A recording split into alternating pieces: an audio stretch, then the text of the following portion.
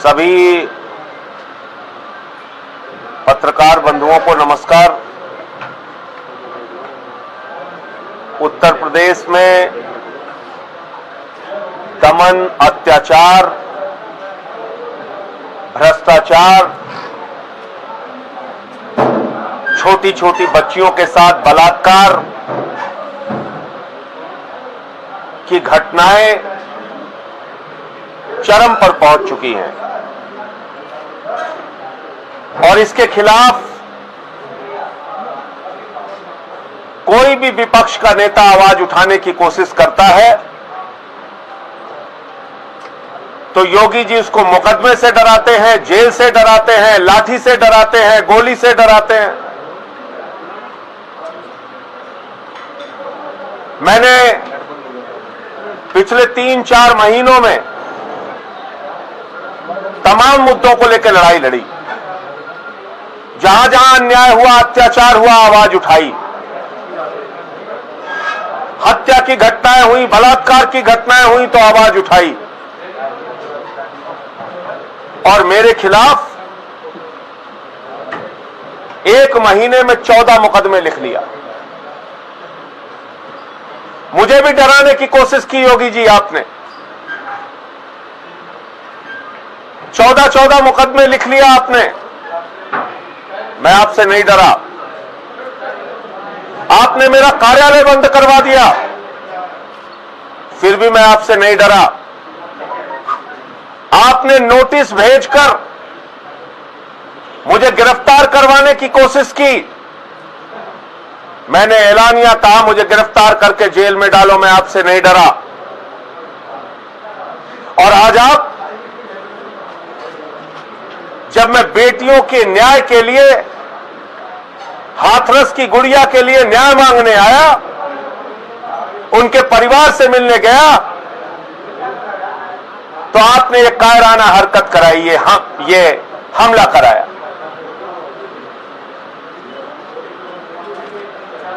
योगी जी, आप अपने आप को ठाकुर कहते हैं।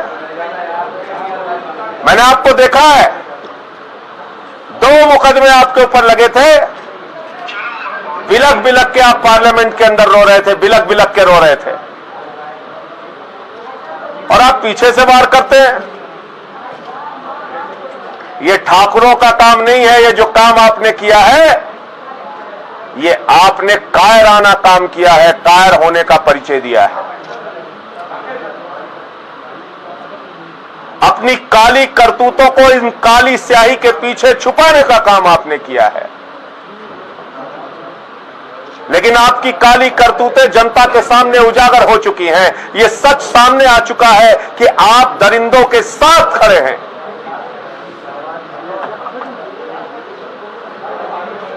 योगी जी, आपको उस गुड़िया की चीख सुनाई नहीं दी? आपको बेटियों का दर्द दिखाई नहीं पड़ता? मैं भी एक बेटी का बाप हूं, एक पिता हूं। मुझे बेटी का दर्द समझ में आता है। आपको कैसे समझ में आएगा बेटी का दर्द? आपके परिवार होता तो आप उस दर्द को शायद समझ पाते। आप नहीं समझ पाए लखीमपुर खीरी की बेटी का दर्द। आप नहीं समझ पाए जौनपुर के मड़ियाओं की बेटी का दर्द। योगी जी, आप नहीं समझ पाए बलरामपुर की उस बेटी का दर्द, भदोही की उस बेटी का दर्द, जो बलात्कार का शिकार हुई, जो गैंग रेप का शिकार हुई, जिनके शरीर को छत बिछत कर दिया गया, टुकड़े टुकड़े कर दिया गया। आप नहीं समझ पाए इस गुड़िया का दर्द, जो मरने से पहले अपना बयान देकर जाती है, दरिंदों का नाम बता के जाती है। उसके बावजूद आपका प्रशासन, आपकी सरकार दरिंदों के साथ खड़ी है, बलात्कारियों के साथ खड़ी है। 11 दिन बाद आप फॉरेंसिक का सैंपल लेते हैं। 11 दिन के बाद अगर फॉरेंसिक का सैंपल लेंगे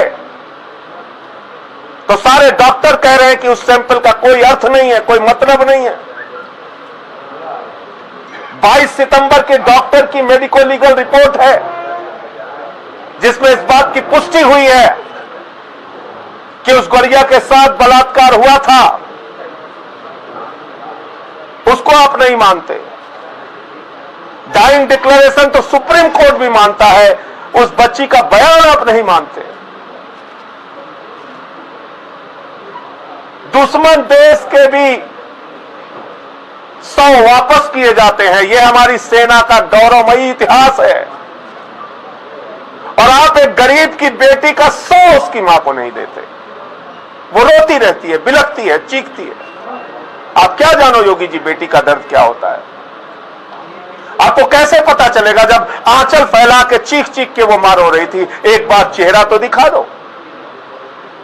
आपने नहीं दिखाया। आपने उस बेटी के घर के आसपास के हिस्से को ऐसा हिस्सा बना रखा है जो हिंदुस्तान में है ही नहीं लगता है। कोई विपक्ष का नेता जाए उसके ऊपर हमले कराते हो आप, किसी को धक्के मार के गिरवा देते हो, किसी पे लाठियां चलवाते हो। बर्बरता की सारी सीमाएं पार कर दी आपने। लेकिन मैं आपको बताना चाहता हूं योगी जी, आपके इन कायराना हरकतों से मैं डरने और रुकने वाला नहीं हूं। आपने 14 मुकदमे कराए, नहीं डरा। कार्यालय बंद कराए, नहीं डरा। देशद्रोह का मुकदमा लगाया, नहीं डरा।